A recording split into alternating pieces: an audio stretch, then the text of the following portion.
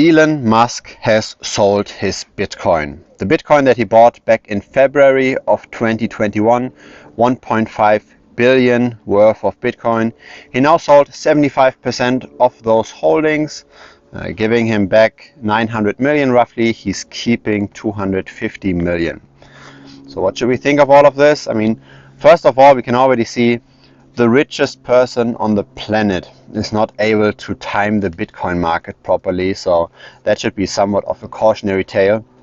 But what are all the implications of all of this?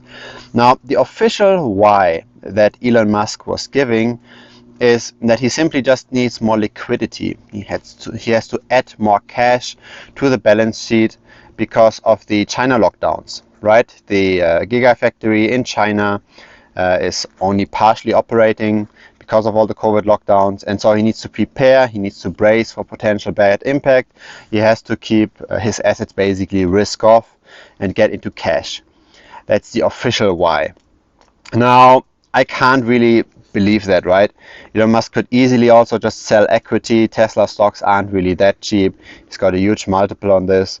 So there must be other reasons. And I think Elon Musk gave like good reasons before, but not the real reason when he announces things like this, right? For example, when he said he doesn't accept Bitcoin anymore as a payment.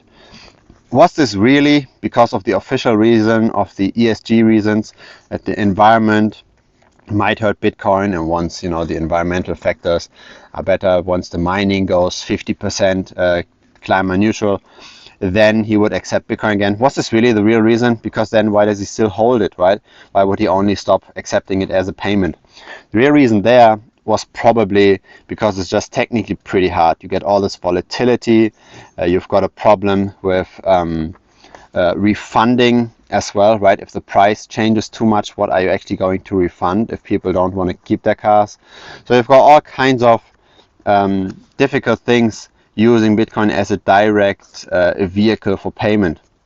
So the official reason wasn't really the real reason, in my opinion. Now, he did announce in this sale today that he still kind of believes in Bitcoin and that he thinks about buying Bitcoin again. Is this true? Maybe not. So the way I see this is the real reasons are probably again hidden, and the real reasons are probably related to not being properly exposed to the asset class. Bitcoin is very volatile, and there had been very high expectations when he bought in. The growth rate at the time appeared to be very high, like almost 100% or so per annum. So he didn't get that growth rate. He did get all the volatility. And then what happens when you have an earnings call? You always have to say, these are our earnings of the sale of our vehicles. These are the profits and loss of our Bitcoin holdings. And they are so similar in magnitude almost that all the work that the ground is doing, right, seems to be almost as important as your Bitcoin holdings.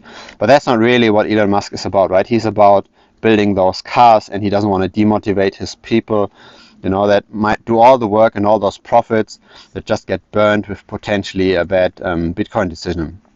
So I think it's rather an overinvestment, and that's probably also the reason why he's not selling everything. He probably still thinks Bitcoin has potential to grow, but he thinks the volatility that the asset has is way too high compared to what the rest of his company is doing. And so the impact on the profit and losses every quarter is simply too high. That's, I think, what the real reason is. The other reason is probably that he initially bought these Bitcoin in order to then accept payments, but that whole narrative of accepting Bitcoin as payment for cars, I think, is pretty much permanently destroyed. I don't think this will happen unless there's like a real technological breakthrough in any way. I don't think Bitcoin will become a means of payment for cars. And so that's basically then the foundation, right? If you bought all of this simply just to support Bitcoin overall and to support the adoption and to use it as a payment, and then payment doesn't play out, that's a reason to sell in the end. Now, what is interesting around all of this is that we kind of already saw this but we didn't really know who's actually the seller. So when you're following this channel already for quite a while, you probably have seen these on-chain charts that we regularly look at. We've seen in the last 2, 3, 4 weeks the sellers of Bitcoin that moved Bitcoin from 30k to 20k. It was mainly the larger wallets. So the smaller wallets, meaning wallets only at around 1 Bitcoin, they actually bought the dip. So the number of those wallets went up pretty strongly, actually. That number didn't grow that quickly for quite a while. But the people that sold were the really, really large holders. Now, after this news, we know at least who's partially to blame for this, right? Elon Musk was on the sell side here, and he probably pushed it from 30 to 20k. Now, what will happen after all of this? I think the problem overall is that a lot of people got into crypto because of Elon Musk. So I personally know people, retail people, that went into Bitcoin because it then got the stamp of approval by Tesla, by Elon. Before it was just this fringe thing and the speculative asset. Now somebody with like a real strong company is behind it, pushing it forward. So that was the reason why some people went in. When they now see this news, and they might not be the most active speculators, right? When they now see this news and maybe they act upon this in 2 or 3 or 4 days, we will see the selling probably from these kinds of people. So I wouldn't be surprised if with some kind of a delay we see further declines from these people, like further sales. Will this really push down the price horrendously? Who knows? Currently the momentum around Bitcoin looks relatively positive if you just look at momentum indicators, at moving averages, etc.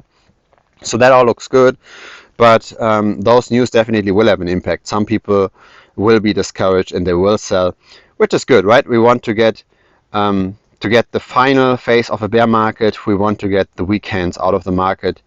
And if you're just following one person and that's your main decision maker for buying and selling, then you should be probably now be selling at this lower price, and you shouldn't really profit from any gains, right? The people that in the end last through those bear markets are the ones that then in the end make the gains. Now, one issue with this is that it's yet another narrative that's being destroyed for Bitcoin, right? There is this narrative of Bitcoin being a payments network.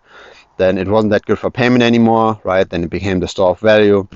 Then we had the idea of institutional adoption. That's now kind of destroyed with Elon Musk selling as well. We had the narrative around inflation, right? Bitcoin being an inflation hedge. Now we've got very high inflation. Bitcoin is going down. So all these reasons to buy Bitcoin, they kind of get taken over one by one, and only very few people stay in. Now, what are the narratives that still keep people holding Bitcoin or buying Bitcoin? I think it's mainly two things if we are really realistic here. I think the first point is you simply have very high leverage in Bitcoin. So when the markets, the traditional markets, go up again, then Bitcoin is likely going to go up way more. And people want leverage, right? If you don't just want to buy stocks, or if you don't want to buy things on margin and buy futures and those kind of things, if you want to keep it simple, then why not buy Bitcoin, right? Bitcoin can easily 3x if the Nasdaq only goes up by, say, 50%, right? So that's probably one of the main things. It's relatively easy access to leverage. The second narrative is probably still the relatively low correlation. People always talk about this high correlation of tech stocks to Bitcoin. But if you compare this to, say, tech stocks within the tech index, the correlation coefficient is still relatively low. So I personally, I hold Bitcoin for that reason, for diversification to the stock portfolio. The correlation coefficient, the 90-day correlation coefficient of the Nasdaq to the S&P 500 is around 0.6. But when you look at a stock within a stock index, it's around 0.8, 0.9.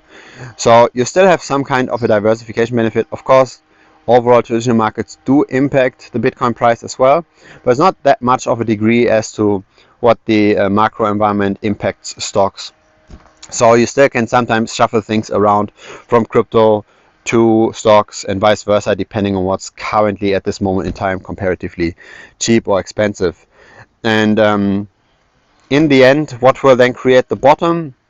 It's going to be retail, right? So it is, Bitcoin will, I think, in my opinion, stay a retail story, or it will become a retail story again, let's say it that way. We see the number of wallets that hold 1 Bitcoin going up steeply. Simply look at these on-chain charts, for example, at lookintobitcoin.com. Look at how many wallets hold at least 1 Bitcoin.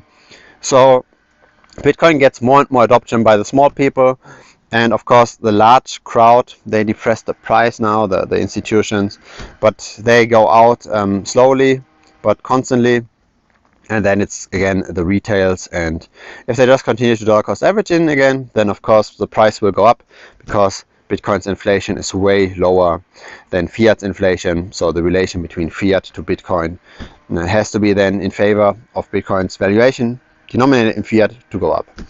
So that's my take on this. I continue to DCA in. I do expect some more headwinds potentially if enough people are selling after this news, but that's okay for me.